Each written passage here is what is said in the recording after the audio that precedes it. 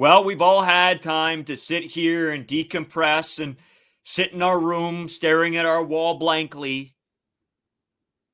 It still sucks. I was going to say maybe it got better. It didn't. This absolutely sucks. But the 2025 season has come to an end, and it's time to look forward.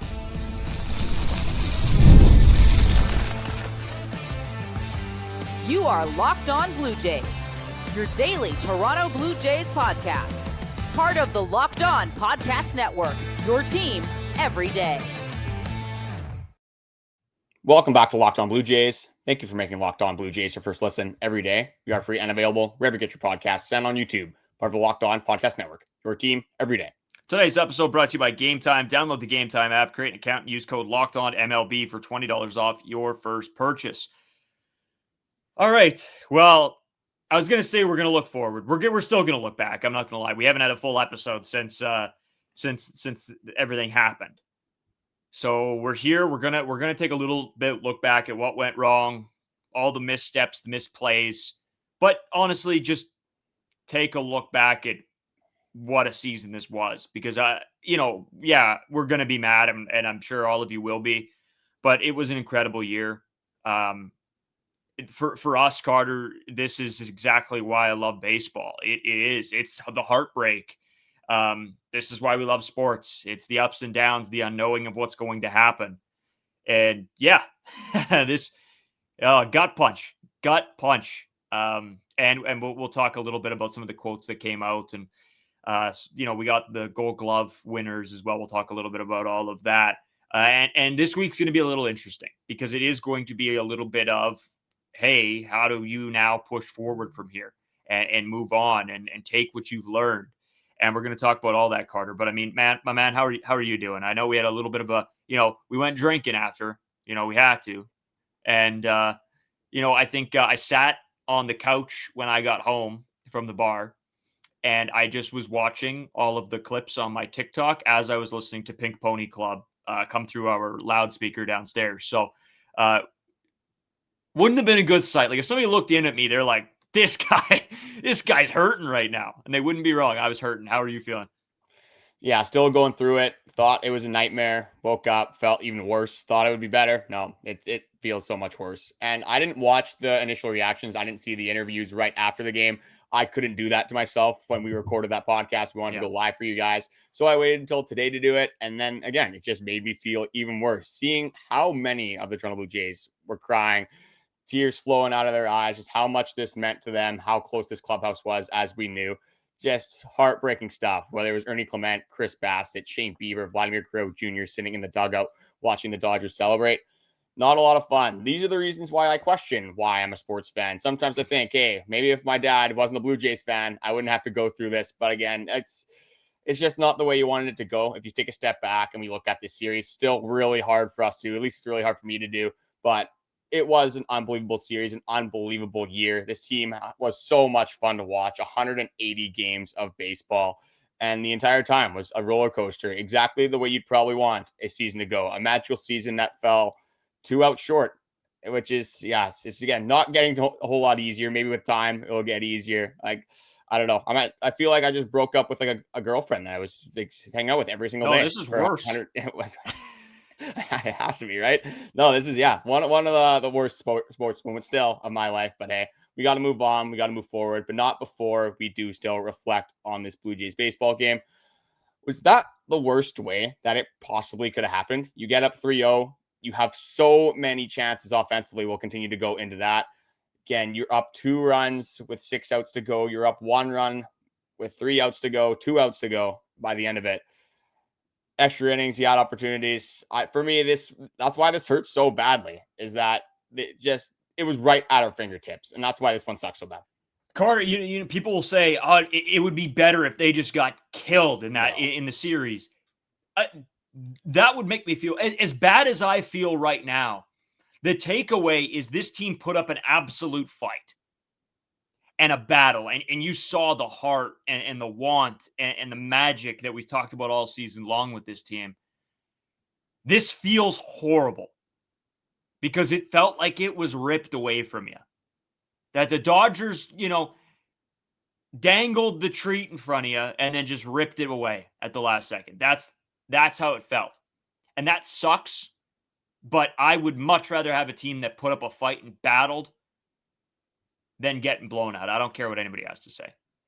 Yeah, you got to be proud of this ball club. Like, it didn't go our way, but the grittiness, the amount of effort, just what they've done from what their expectations were at the start of the year to where they got to now. They put everything on the line. Just sometimes it doesn't go your way, but that does not make it any easier. Let's just jump into it again. Like, well, we've seen a lot of, we're going to talk about this later on in the week. We've seen some people saying the Blue Jays were the better team. I think the better team wins the World Series. Unfortunately, I think you just get it done. But we'll continue to go more into that narrative as we continue on. But just the amount of times that this team had runners in scoring position, which for a team that's been so good at getting those clutch hits and driving in runners and just overcoming adversity this entire season. So I'm just going to go through again how many different times that this Blue Jays ball club could have won. And again, Can I take my headset off for this? dude, I'm not looking forward to this, but hey, we got to dive into it. So I'm going to start in the bottom of the second here. Alejandro Kirk is up with 0 outs, runners on first and second. He does not score. And that is, they do not score. And that's because Bichette is at second base. Ernie Clement muscles a ball out to right field. Probably, Alejandro Kirk might even score. I'm not 100% sure about that, but it would be a close contest between Bichette on the base paths and Alejandro Kirk. That one's just unfortunate because if it's anyone else on second base, you are scoring there. Bottom of the fourth inning, you have first and second, 1 out. Nathan Lucas is up. You have Vladimir Guerrero Jr. up after, 2 guys that you want in that spot. You do not score. Andres Gimenez in the bottom of the 6th inning. Ernie Clement has a double. Andres Jimenez has a huge double as well. One of the best swings we've seen from Andres in the World Series.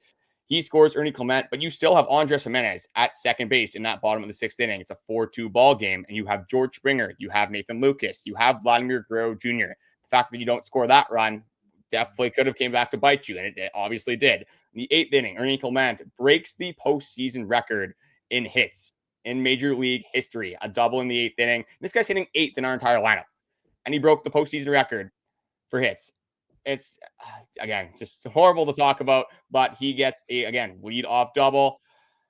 Andres Jimenez hits a ball 97 miles per hour at Max Muncy, who is charging as fast as he can to home plate. If he blinked at the wrong time, it might have hit him in the face. He makes an unbelievable play. I think that's one of the more underrated plays the Dodgers defense did make. You got to give them credit here as well. Their defense was tested. The Toronto Blue Jays tested them a lot of times in this game, but they did not falter, and they came up every single time when it didn't matter. Then you got the 9th inning, probably one of the worst ones that we're going to talk about. Alejandro Kirk gets hit. The bases get loaded. Daulton Varsho left 8 runners on base, 0 for 5, 2 strikeouts. You got to come through at one point. It's just as simple as that. I'm not going to say Varsho's a bad player. I'm not going to say that he's not going to be effective for this team for the future, but just not competitive at-bats in that World Series. IKF. I'll let you kind of jump into this one now. Yeah, so we got to talk about the lead. So, yeah, again, during the broadcast, we don't see IKF's lead at third base and how much he's taking, right? This is my issue with this whole thing. So he takes, it looks like, 2.5 steps off the base, which just can't happen. They're not going to throw over to pick you off because if they throw that ball away, the game's over. So they're not going to do that. Why do you only have a 2.5 step lead? You can't do that. And then what happens? You get thrown out by an inch, 2 inches at the plate. If you have a better secondary lead. Carter, it goes, again, I hate to say this because this team does what I've said all year is the fundamentals of when you are being raised to be a baseball player and you are playing in the minor leagues, whatever it is, your high school team, your college team, or your, single A team that you just mess around with your friends in, you take a secondary lead. You take that strong secondary lead because if you have to break for a ball, you can go and you got a little bit of leeway. There was 0 secondary lead from IKF. And I don't want to come on here and just blame him either. There were some threats that we'll talk about tomorrow a little bit as well, Carter. It's not just IKF. It's not just Daulton Varsho. It's not just Vladimir Guerrero Jr. It's not just Shane Bieber. It's not just Jeff Hoffman.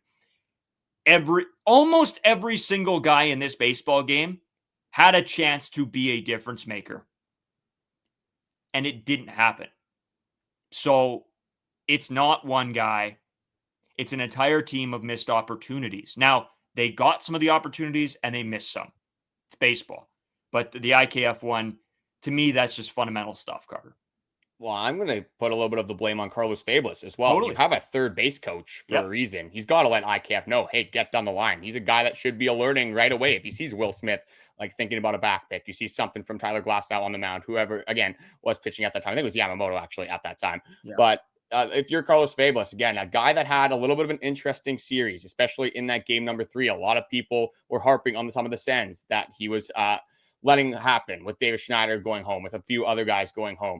What's the point of having a third base coach if you're not going to coach third base? So again, IKF, you got to get a bigger lead. I think it's the initial lead. He got a little bit of a secondary, but he was like a foot and a half off the base.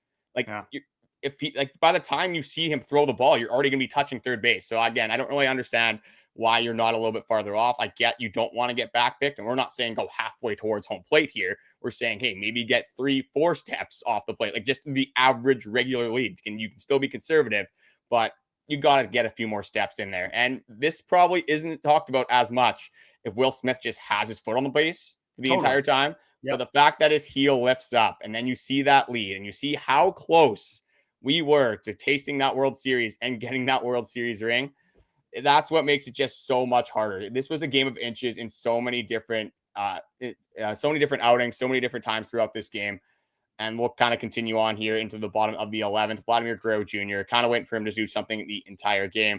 He smokes an inside fastball to the wall. I'm actually going to backtrack really quick here to the Ernie Clement at-bat. Didn't want to graze over that. Kike Hernandez is playing so far in. I know Ernie Clement does have the ability to, have that jam shot kind of over the infielder's head, but he makes a good swing. Kike Hernandez, I don't think he has a shot at getting to this ball. I don't think he would have made that catch if it wasn't for Andy Pages. That was the farthest ranging ball in the entire series that somebody caught in fair territory. Just happened for Andy Pages to be in the lineup there. If he's maybe a little bit smaller, if he's Daulton Varsho's size, maybe Kike kind of gives the shoulder a little bit more into him. Maybe he bounces back.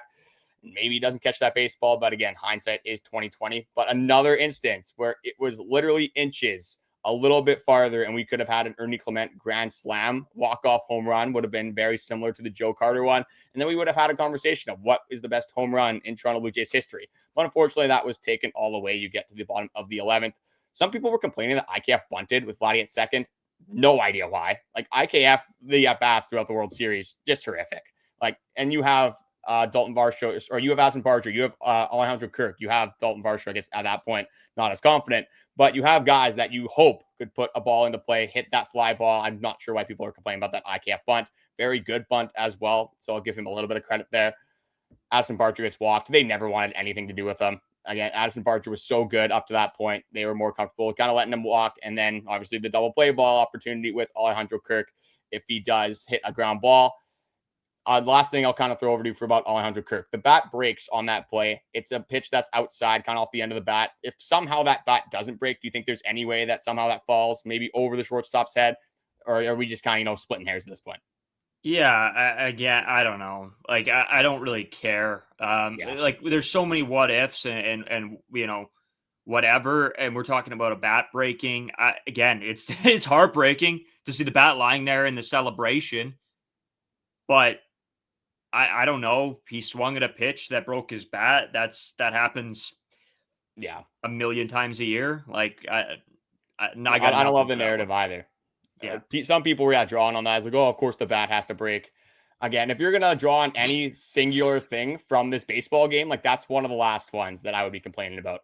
Throughout the series, 2 extra inning games, an 18 inning baseball game, an 11 inning game in Game 7 of a World Series. You had 2-run lead with 5 outs to get, a 1-run lead with 2 outs to get. Miguel Rojas is the guy that, again, probably the least expected one on the Los Angeles Dodgers, maybe other than Andy Pages. And then just some of the pitches that you gave up home run balls on. The Max Muncy pitch, Trey Savage, that splitter just hangs it. Just not a good pitch whatsoever. Max Muncy makes you pay. You look at later on, Jeff Hoffman, the slider to Miguel Rojas. I thought that was the most middle pitch I was ever going to see until Shane Bieber came in the 11th inning and threw the most middle pitch that I have definitely ever seen. And that one gets launched by Will Smith. Didn't get all of it, but got enough. Doesn't matter if you hit it 470 feet or, 375 to get it over that left field wall. Just horrible pitches in a spot where you needed some execution. Unfortunately, the Toronto Blue Jays just didn't execute. Yeah, my man. we're going to get into some quotes. A lot of guys taking responsibility for the loss. And I'm going to go back to the same thing I said earlier in this episode. It wasn't one guy's fault. It was every single player at some point, Carter, you just went over it. I went over 5 innings. There's 5 different innings. Had a chance to win this ball game for this team. So people are going to try to blame one guy. Come on, you could go down the list. So anyway, I think we've spent enough time. We've looked back. We've talked about some of the issues. We do want to get into some of the quotes that have come out afterwards and sort of our thoughts and feelings on them. Plus, we'll get you the Gold Glove award winners as well and how that affects the Toronto Blue Jays. But we'll take a quick break and be right back with you. Today's episode brought to you by FanDuel. You guys know that I love FanDuel. I've been winning a ton of money. The Jays definitely lost me some money because I wasn't going to bet against my boys. But the NBA is back as well, and there's no better place to get on the action than FanDuel, the official sports betting partner of the NBA. You can bet on basketball, baseball, hockey. I guess no baseball now. Basketball, hockey, football, CFL, whatever you want to do. Golf, for goodness sakes. Even if you miss the start of a game or want to ride the hot hand, FanDuel has live bets on everything from who will score the next fourth quarter comeback. Plus, you can even combine your live bets into a same-game parlay for a shot at a bigger payout. It keeps every game exciting, especially when your team's making that late push. Right now, FanDuel is giving new customers $300 in bonus bets when your first $5 bet wins. That's $300 in bonus bets. Actually, I just told my cousin, I was at a dinner. I guess this would have been last night. And I just got him rolling on the FanDuel. He won his bet. I knew I was going to see him. He won his bet. And now he's got the $300 in bonus bets. Pretty pumped about it. So head to FanDuel.com to sign up and play your game with FanDuel, the official sports betting partner of the NBA.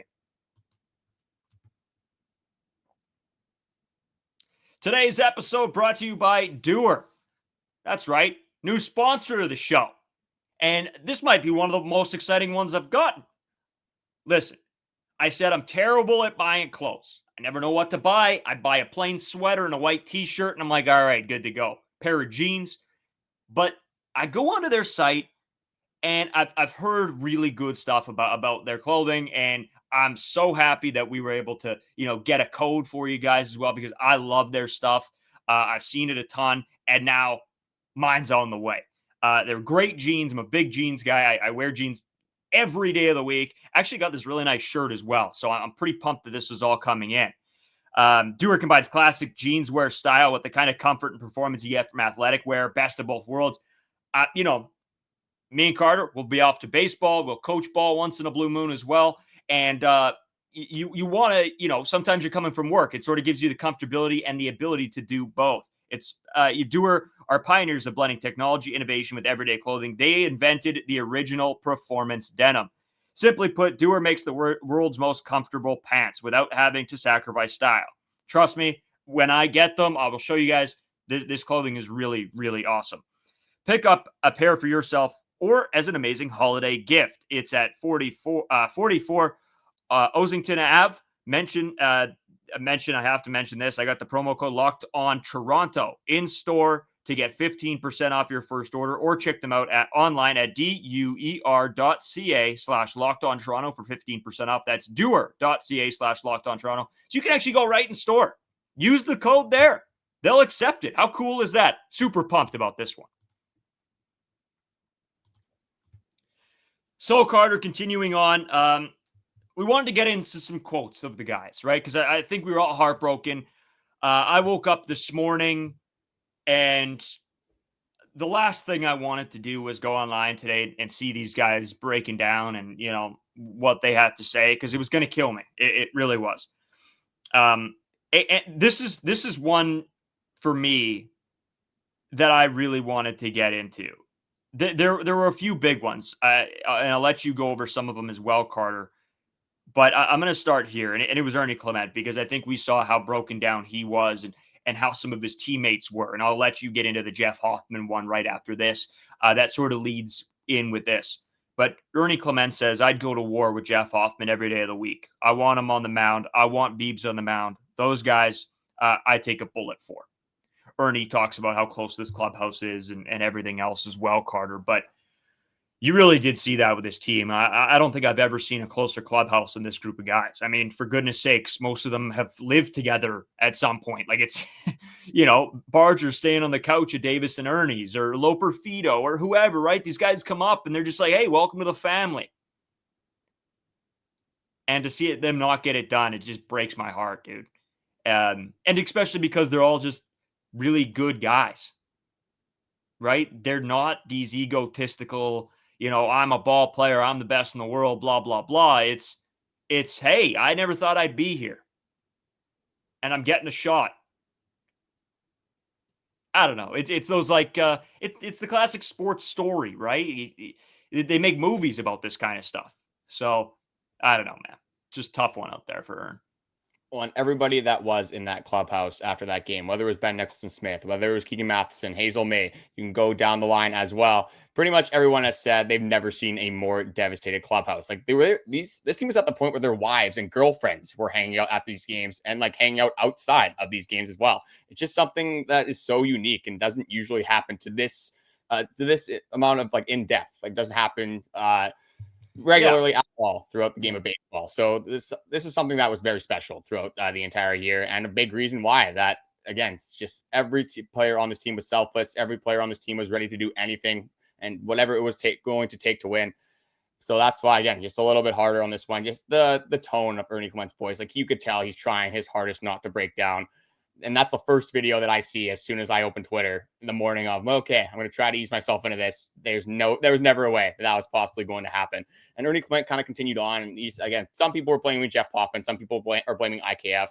Like you said, they had so many different opportunities. You can pick out any singular one. If one of these goes right, maybe the Toronto Blue Jays are World Series champions. But even Ernie Clement brought it up. He said, I had a chance to win it there in the ninth and didn't get it done. I want that one back too. Just like those other guys that want their pitches back. Just wasn't our night. And I don't think he could have said that better. But the Jeff Hoffman one, again, this was another one that was pretty sad to see, pretty unfortunate because you have a blown save in the ninth inning for a guy that's been so good in the playoffs as well. I'm going to go over the stats that Jeff Hoffman had in the playoffs because he's getting disrespected. I'm just going to flat out say it. So Jeff Hoffman in that interview said that cost everybody in here that pitch a World Series ring. So that is pretty, I'm going to change the word using that word. I'll say pretty crappy. Again, he was still wearing the cap, wearing the jersey, and he said he's got to execute better in that spot. Jeff Hoffman in the postseason was nothing short of incredible. I'm going to just say that right now. He has one pitch that you might want back again. I'll be the first one to say it. That's not a good pitch whatsoever. I don't care if it's against Shohei. Again, Miguel Rojas hit that pitch out. You just can't have that happen in the ninth inning. But Jeff Hoffman in the postseason, 12.1 innings pitched, an ERA of 1.46, a whip of 0.81, a K2 walk rate of 29.2, and then his slash line against opposing hitters, 143 average, a 250 on base, and a 238 slugging.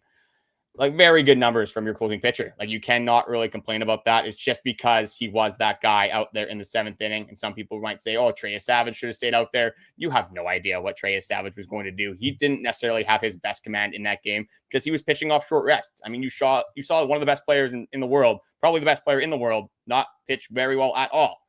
So again, that's all a hindsight thing. For people blaming Jeff Hoffman, again, you could blame anybody on this team for this loss. Yeah, man. Just hearing those words, and that's the immediate, like the first thing I thought was that you've been good. Yes, in the season there we saw cracks of Jeff Hoffman, and we did. But in the postseason, he was so good. And yes, he gives up a terrible pitch. And you're right. I'm not going to sit here and sugarcoat anything either.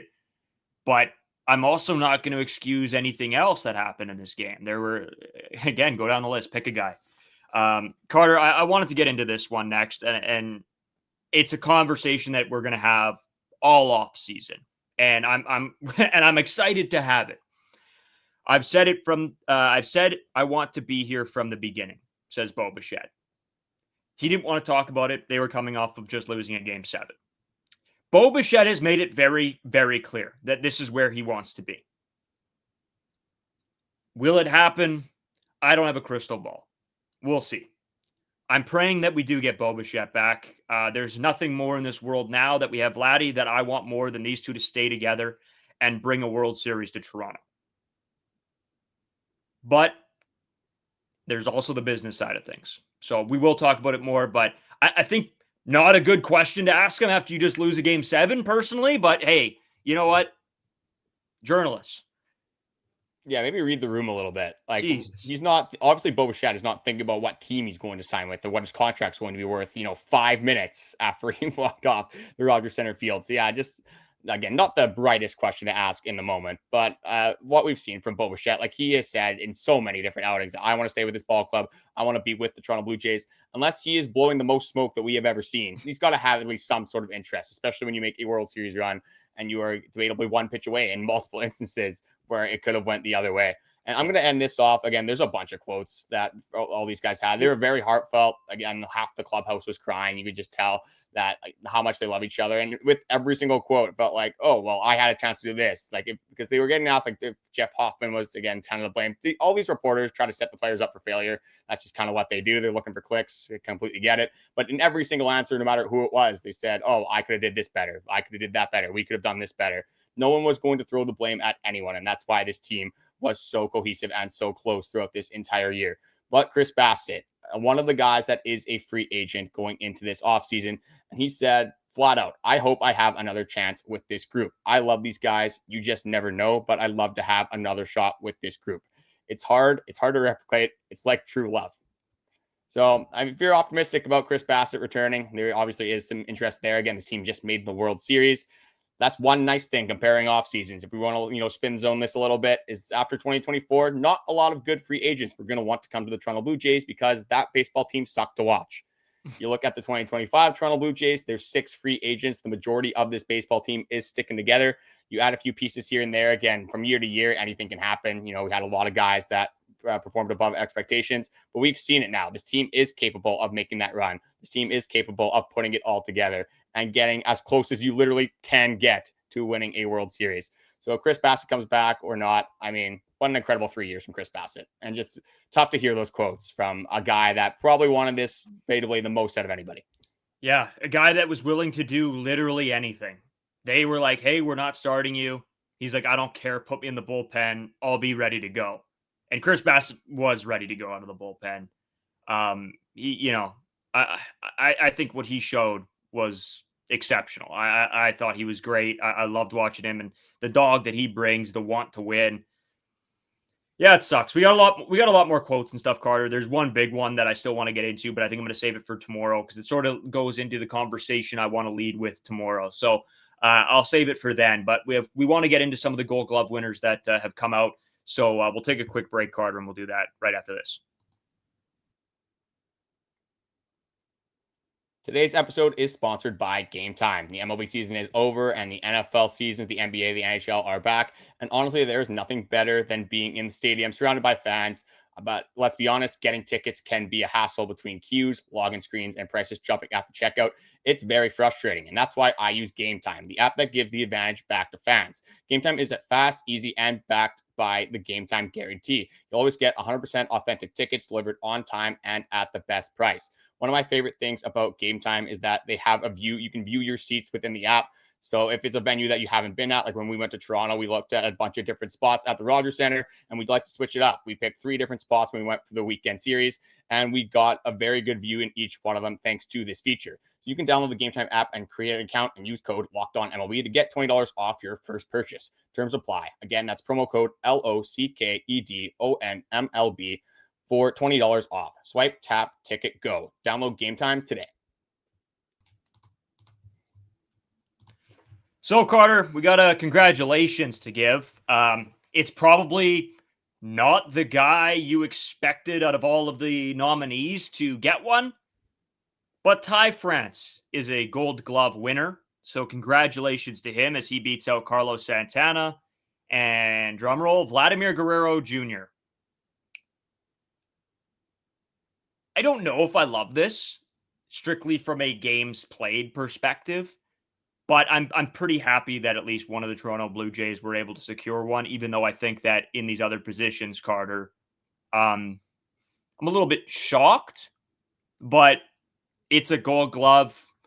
I don't think this team is going to care a whole lot right now about a Gold Glove award. Yeah, it's tough for me to get excited about a Ty France Gold Glove.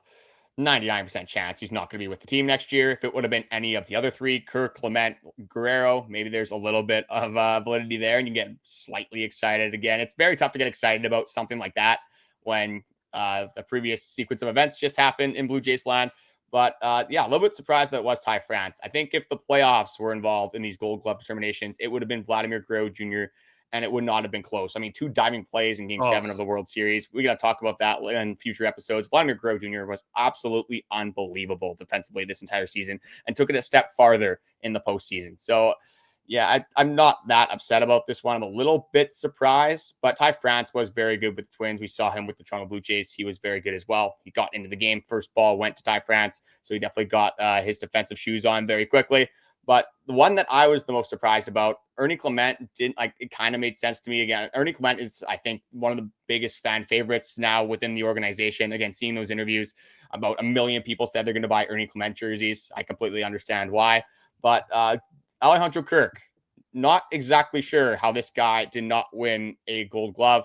One of the best framers in the league, one of the best at blocking baseballs. The pop time has gotten better. He's about league average at throwing runners out. But he's so much better than pretty much everybody else in the league at framing that for me, I thought he would have had it over Dingler. But again, not right now something I'm going to be overly upset about. And Alejandro Kirk is always going to be in these conversations with Gold Gloves. It's going to be Cal Raleigh. It's going to be Alejandro Kirk. And then you'll probably have a wild card in the rest of the rotation there. Yeah, I don't know.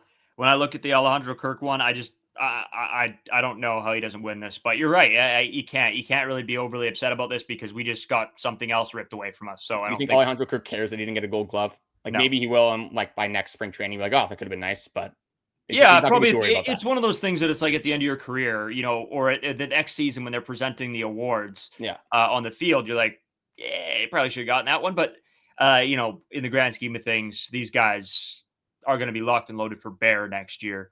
And I think this is going to be the last thing on everybody's mind. Ernie Clement is a little bit weird too. I thought for the utility player, Mauricio Dubon wins that. Utility's very tough for me because it also, you have to take into consideration of where they played in the utility roles. So that one's a little bit of a coin flip always for me, but congratulations to Ty France, Carter. Yeah, absolutely. And to be completely honest, when Vladimir Guerrero Jr. won his Gold Glove, I don't think he deserved that whatsoever. This year, he probably deserved it a lot more. Now, okay with it. It's like a make-up call, in a sense, for Vladimir Guerrero Jr. with his Gold Glove. But Ernie Clement, like that utility, again, like you said, it's a tough one to kind of describe. Like a lot, it's hard to know what they're going to consider. Is it going to be like a range? Is it going to be like outs above average? Is it going to be errors? Or is it going to be more so like how many games you played at different positions? How many different positions did you play? What's the significance of the position that you played? Did you play shortstop and center field? Or did you play right field and first base? Like it's a little bit different, obviously, where you are playing. But Ernie Clement, we know how good he is defensively. We know how smooth he is defensively. Again, one of those things that would have been nice. But again, not going to be something that I'm really complaining about as this offseason has progressed. But Brayden, do you have anything else to kind of add from World Series game number 7? We're going to try our best not to think about it, but it's going to be impossible for that moment to escape from our lives. Carter, just one thing. You know what? I want to give, I know we did the whole TikTok thing in short or reel or whatever it was yesterday, but from the bottom of mine and your hearts, I mean, for everybody that's tuned in, whether you were with us from when we took over this podcast 2 years ago or a year and whatever, 3 quarters ago, we appreciate it. We went from 700 subscribers to 4,500 of you guys. And, this is something I've always wanted to do, Carter. I got into sports broadcasting and broadcasting in general for my end goal to one day be to be able to cover this Toronto Blue Jays team that I love so much. And now we're here, maybe in a different format than I originally thought it was going to be, but one that I'm almost more happy with because I can come on here and tell you guys exactly how I feel, be completely honest. And that's a huge thanks to all of you for at least sticking around and watching us throughout the whole season and hopefully into this off season, Carter. But it means the world. Yeah, makes it a little bit easier that that a lot of people are going through the same emotions that we're going through right now. We're not in this one alone. And again, we're not going anywhere. We're going to be with you guys the entire off season, trying to get over this one. Some therapy sessions will be coming out for this entire week, probably the next, honestly, year until, 144 days till opening day. So we got 144 days to mope around and, kind of drowning our sorrows until obviously baseball comes back around. One nice thing, I guess, is, the offseason is going to feel a lot more short this year. It's going to be a lot shorter compared to the 2024 when the offseason started in July, because this team was absolutely horrific. So yeah, thank you guys from the bottom of our hearts for making this possible. Again, we love talking about the Blue Jays. We hope that you guys love what we're doing, because we are not going anywhere. Thank you guys for watching. We'll be back with you guys again tomorrow.